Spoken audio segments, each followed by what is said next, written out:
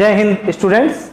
जैसा कि हम लोगों ने पिछले लेक्चर में इंट्रोडक्टरी पार्ट जो सेल का फंडामेंटल यूनिट ऑफ लाइफ था उसके बारे में हम लोगों ने पढ़ा था। आज हम लोग जो है टाइप्स ऑफ सेल्स की बात करेंगे या टाइप्स ऑफ ऑर्गेनिज्म की बात करेंगे, उनके शेप की बात करेंगे, उनके साइज की बात करेंगे। तो जैसा कि हम लोग देख रहे हैं कि जो लिविंग ऑर्गेनिज्म हैं, यानी कि ऐसे ऑर्गेनिज्म जिनमें जान है, चाहे वो प्लांट हो चाहे वो एनिमल हो, तो लिविंग ऑर्गेनिज्म है जो ये दो तरह के हो सकते हैं। एक ऐसा ऑर्गेनिज्म जिसके जितने भी लाइफ के प्रोसेसेस हैं, जितनी भी प्रक्रियाएं हैं लाइफ की, वो सिर्फ एक ही सेल के अंदर कंप्लीट हो जाती हैं, सिंगल सेल के अंदर कंप्लीट हो जाती हैं। Those organisms are known as unicellular organisms. ऐसे ऑर्गेनिजम्स जिनके लाइफ का हर प्रोसेस एक ही सेल के अंदर कंप्लीट होता है, that organism will be called as unicellular organism. जैसे कि ऑल बैक्टीरिया आर यूनिसेलुलर, सभी बैक्टीरिया क्या है? यूनिसेलुलर है। अमीबा है, पैरामीशियम है, यूग्लिना है, मोनोसिस्टिस है, तो ये सब भी क्या है? यूनिसेलुलर ऑर्गेनिज्म है।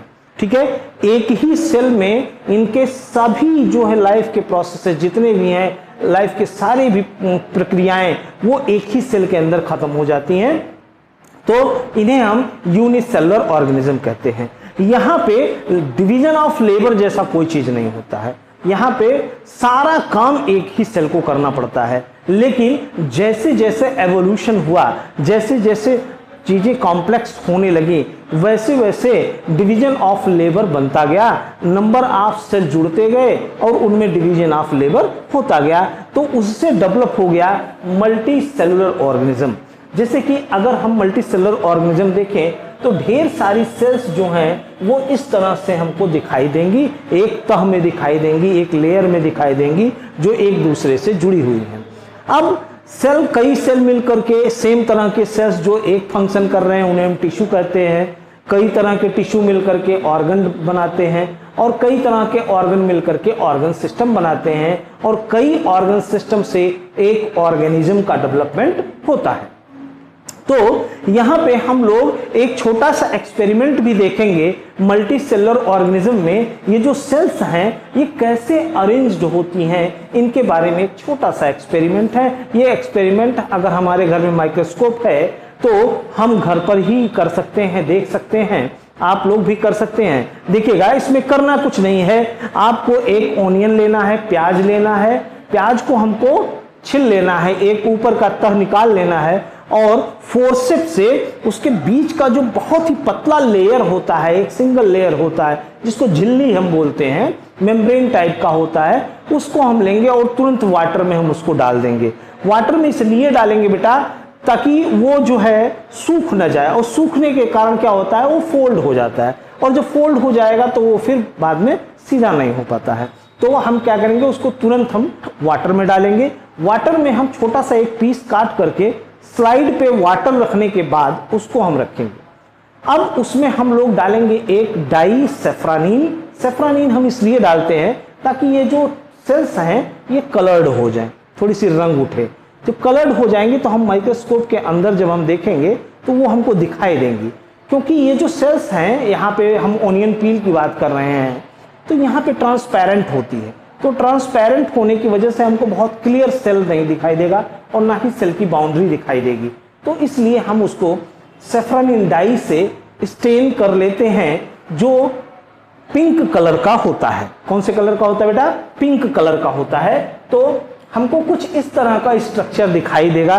तो ये सेल हम देख रहे हैं कि ये सेल बहुत ही कॉम्पैक्टली एक दूसरे के ऊपर अरेंज्ड है और एक दूसरे से जैसे जुड़ी हुई है।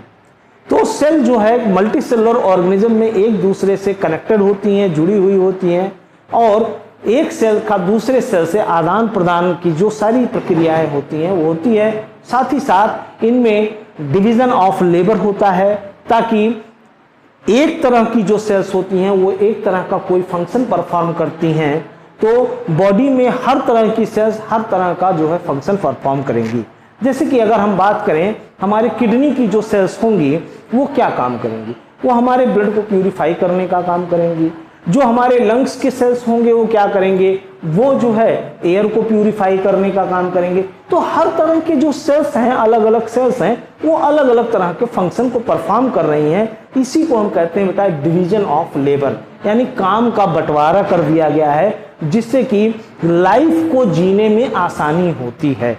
यूनिसेलुलर ऑर्गेनिज्म में ऐसा नहीं था। वहां पे क्या हो रहा था बेटा कि एक ही सेल के अंदर, ये अमीबा हमने बनाया हुआ है, एक ही सेल के अंदर देखिएगा बेटा कि सारे, चाहे वो रेस्पिरेशन हो, डाइजेशन हो, एक्सक्रीशन हो, रिप्रोडक्शन हो, सारा जो है वो एक ही सेल के अंदर सब कुछ काम हो रहा है। लेकिन यहाँ पे मल्टी सेलुलर ऑर्गेनिज्म में हर काम करने के लिए अलग अलग तरह के टिश्यू बनाए गए हैं, अलग अलग तरह का जो है ऑर्गन बनाया गया है, तो उन्हें हम मल्टी सेलुलर ऑर्गेनिज्म कहते हैं। और ये एक्टिविटी जो है वो हम घर पे करके देख सकते हैं। इसको आप लोग घर पे अगर माइक्रोस्कोप होगा तो जरूर देखिएगा। इसके बाद हम लोग आते हैं बेटा साइज ऑफ द सेल। आपने बेटा साइज की अगर हम बात करेंगे तो साइज जो है हम लोग जनरली किस में देखते हैं, सेंटीमीटर में, मीटर में, यही देखते हैं। तो यहाँ पे हम उससे भी छोटी साइज लेंगे।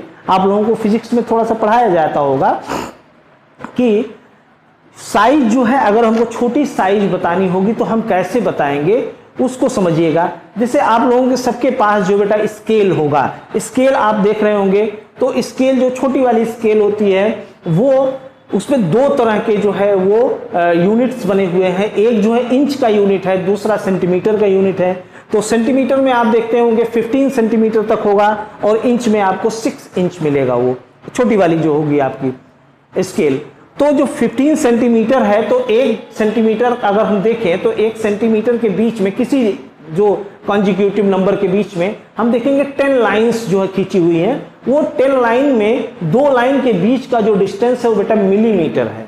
अब 1 मिलीमीटर के अंदर अगर हम 1000 इक्वल लाइनें खींच दें, इक्वल डिस्टेंस पे लाइनें खींच दें, 1000 बेटा 1 मिलीमीटर में 1000 इक्वल डिस्टेंस पे लाइनें खींच दें, तो उनके 2 लाइनों के बीच का जो डिस्टेंस होगा बेटा वो कहलाएगा 1 माइक्रोमीटर। अब आप सोच रहे होंगे कि ये तो हमको दिखाई देगा नहीं, तो सही बात है, ये आपको नहीं दिखाई देगा। इतना छोटा पॉइंट हो जाएगा वो कि आपको सिर्फ नेकेड आई से नहीं देख सकते हैं। हाँ, इसको आप माइक्रोस्कोप में देख सकते हैं। तो जो सेल का साइज है वो माइक्रोमीटर से लेकर के सेंटीमीटर तक साइज होता है। इवन कि एक सेल ऐसा है जो आपको वो मीटर में भी दिख जाएगा। तो हम अगर बात करें सबसे छोटा सेल है वो माइकोप्लाज्मा है, बैक्टीरिया है माइकोप्लाज्मा। इसका जो डायमीटर है वो 0.2 माइक्रोमीटर है, मतलब माइक्रोमीटर 1 माइक्रोमीटर से भी कम है, 0.2 माइक्रोमीटर है। और जो सबसे बड़ा सेल है, आइसोलेटेड सेल है, वो सिंगल सेल, वो ऑस्ट्रिच एग है। यानी कि जो आपकी स्केल हमने बताया 15 सेंटीमीटर का स्केल है, उतना बड़ा लगभग इसकी लेंथ होती है ऑस्ट्रिच एग की, इतनी बड़ी जो है उसकी एग होता है। तो वो एक जो एग है वो एक सिंगल सेल है, सिंगल सेल एग है वो। तो ऑस्ट्रिच एग जो है वो सबसे बड़ी है। लेकिन सबसे लंबी सेल कौन सी है? सबसे लंबी सेल होती है बेटा सियाटिक नर्व।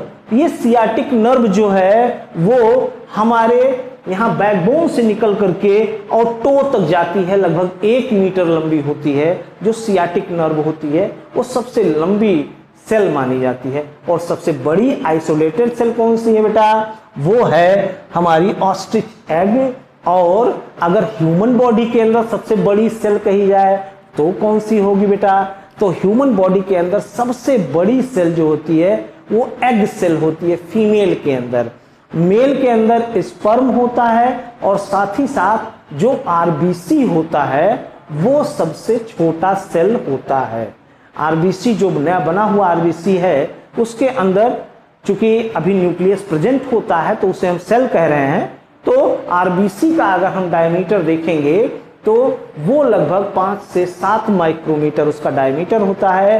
तो इसलिए वो सबसे छोटा सेल आपके बॉडी का आरबीसी है। अब हम लोग बात करते हैं शेप ऑफ द सेल।